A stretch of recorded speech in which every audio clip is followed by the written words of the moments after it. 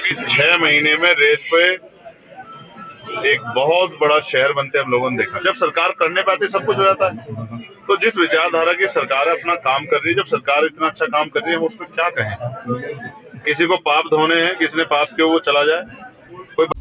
इस पार्टी का एजेंडा जो है धार्मिक एंगल का, उनको परेशानी होती तो मुझे इससे कोई फर्क नहीं पड़ता। मैं क्यों जाऊं मथुरा काशी, मैं बेगमपुरा का वासी, मेरा मन साफ सुथरा है, तो मुझे कहीं जाने की जरूरत नहीं है। मरे मुलायम काशी राम, प्रेम से बोलो जय श्री राम। आप ऐसे लोगों को मैं ना संत मानता, ना उनकी भाषा को संत वाली भाषा मानता। उन्होंने कहा जिनको इस जन्म में मुक्ति चाहिए, अपने दुखों का नाश करना है, वो हमारे साथ आ जाएं, और जिनको अगले जन्म की परवाह है वो कुंभ में चले जाएं। मैंने क्या गलत कहा? लेकिन मैं नहाने धोने की राजनीति नहीं करता हूं। नहीं, मैंने कहा कि जिन्होंने पाप किए, मैं यहां जहां रहता हूं उससे 50-60 किलोमीटर पर हरिद्वार है, और हम बचपन से ये सुनते आए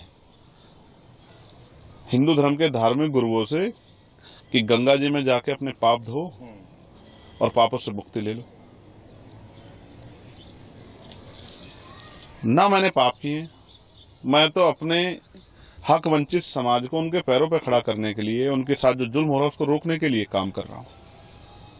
तो मुझे पाप धोने की जरूरत नहीं है। और रही बात, हमारी पार्टी का स्टैंड स्पष्ट है। जिन संतों गुरुओं महान पुरुषों के रास्ते पे, विचारधारा पे हम लोग चलते हैं। हम पाप और पुण्य में बहुत भरोसा भी नहीं करते, हम तो कर्म में भरोसा करते हैं। तो जिसको परेशानी हो वो, जिस पार्टी का एजेंडा नहाने धोने का है, जिस पार्टी का एजेंडा जो है धार्मिक एंगल का, उनको परेशानी होती है तो मुझे इससे कोई फर्क नहीं पड़ता। देखिए मेरी बात सुनिए, जब वो वहां जा रहे हैं और आपने याद दिला दिया, तो मैं मुख्यमंत्री जी से कहूंगा, प्रधानमंत्री जी से, जब वो जाएं तो इलाहाबाद में जो लाशें कोरोना काल में हमने देखी थी, उन लोगों के लिए भी जिनका अंतिम संस्कार भी नहीं करा, उनके लिए भी प्रार्थना कराएं, क्योंकि वो आपकी सरकार की निकम्मेपन की वजह से हुआ था। आप मेडिकल फैसिलिटी नहीं दे पाए थे।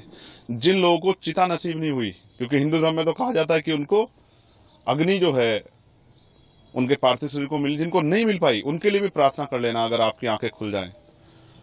तो मैं तो स्पष्ट तौर पर कहना चाहता हूं सरकार को और मुख्यमंत्री जी को कि जितना पैसा उन्होंने इस कुंभ में लगाया, अगर उतना पैसा वो इस प्रदेश की चिकित्सा, शिक्षा और रोजगार देने में नौजवानों को लगाते, तो बहुत सारे लोगों के परिवारों का आंसू सूख जाते, बहुत सारे लोगों को न्याय मिल जाता, बहुत सारे लोगों को आगे बढ़ने का अवसर मिल जाता।